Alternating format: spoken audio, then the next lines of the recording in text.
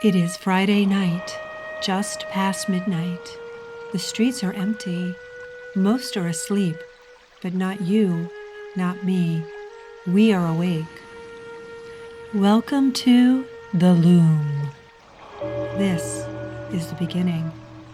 If you found your way here, you already know the hour feels different after midnight. The silence deepens. The lamps go dark in the windows. Even the clocks seem slower in this hour, as if time itself has turned to listen. The walls of the world grow thinner. Strange things press close. Memories, maybe? Whispers?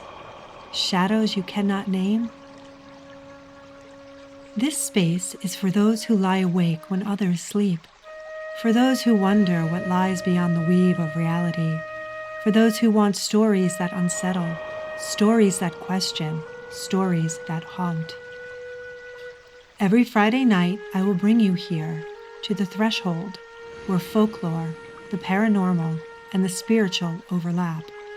Some stories come from lived accounts, others from places I have stood myself, and all of them ask the same question.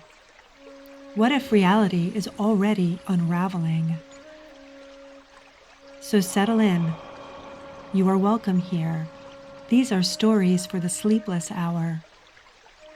Cozy up with a cup of tea if you have one. Hold your teddy bear close. You will need every bit of comfort before the night is through.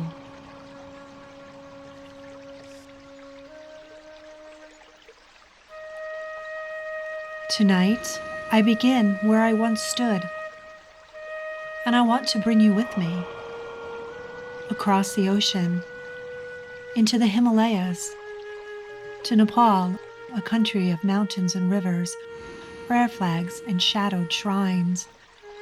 And there, on the banks of the Bagmati River, stands the oldest and most haunted temple I have ever known.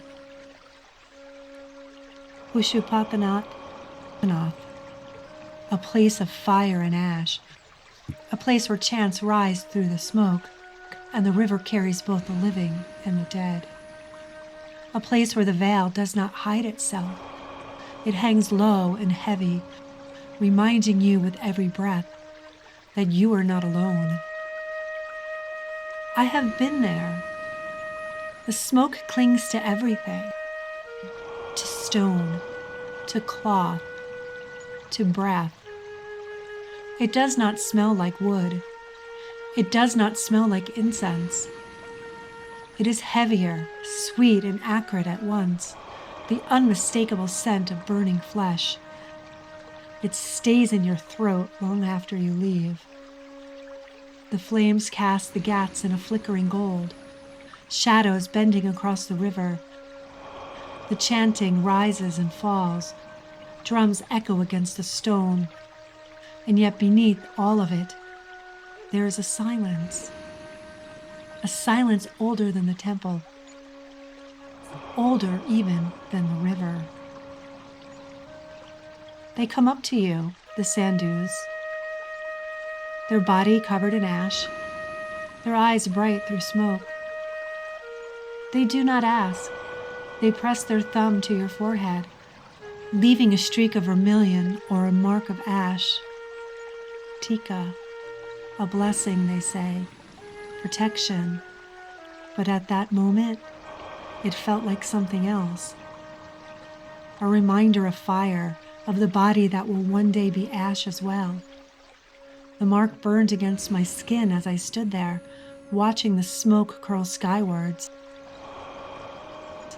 And then you see them, the ones who live there, among the prize, between life and death, naked but for rags, their dreadlocks matted with dust, their flesh smeared in the ash of human remains.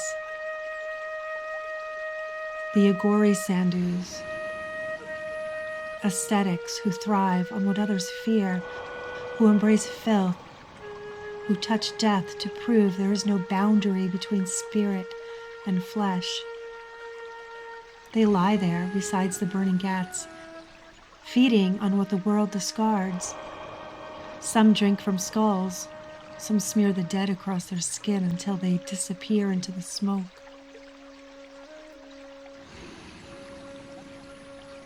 They look at you with eyes that are both hollow and alive, as if death itself has become their teacher. In their presence, the rules of the living loosen. The ground feels unstable, as if it belongs as much to the dead as to you. That is Pashupatinath. It is not only worship. And when the veil is this thin, it is no surprise that the dead are said to linger. One pilgrim told of crossing the Bagmati after midnight. The flames still burned, smoke drifting across the bridge. He heard sandals slapping the stone just beyond him, steady, unbroken. But when he turned, the bridge was empty. He walked faster, the sound kept pace, always a step behind, until he reached the far side. Only then did it stop. A sadhu who lived on the temple grounds spoke one night, when the smoke thickened and shapes rose with it, not sparks, not tricks of the fire, human forms drifting upwards, their outlines faint as breath. Some paused by the river, one bent low, reaching out to touch the body of a mourner. The mourner shuddered, then wept. Another account comes from a cremation worker, a man who had seen too much to be frightened, and yet he said there were nights he heard voices long after the chants had ended. Once he swore a woman called his name from across the river, soft, pleading, but when he looked, the ghat was deserted. Some say there were souls unwilling to cross, bound to the Bagmati. Bound to the Bagmati, the ashes sink, the prayers rise, walking the stone, waiting by the fire. In Pashupatinath, the veil is not hidden. It is the very reason the place exists, to guide the soul from one world to the next, to remind the living what waits in the smoke. Perhaps the voices of grief echo. Perhaps the figures are memory pressed into the stone and water. Or perhaps they are exactly what they seem. The dead still walking beside the river, still unwilling to step into silence. And I wonder, what if they do not linger by mistake?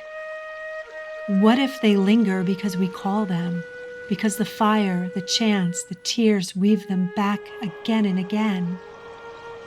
I can only tell you this. I expected holiness. What I found was dread. And yet the dread was sacred too. Pashupatinath does not comfort. It confronts. It whispers. You too will burn. You too will rise in smoke. And I leave you with this question. If the dead walk by the Bagmati, then what are we? Threads woven in time, waiting for the fire, waiting to be woven elsewhere? You've been listening to the Loom Weavers. This has been Loom. The night is long, but you are not alone.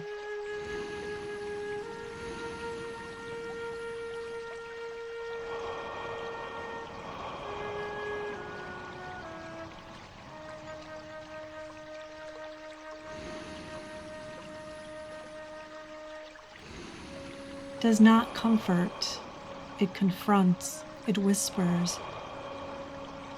It whispers, You too will burn, you too will rise in smoke.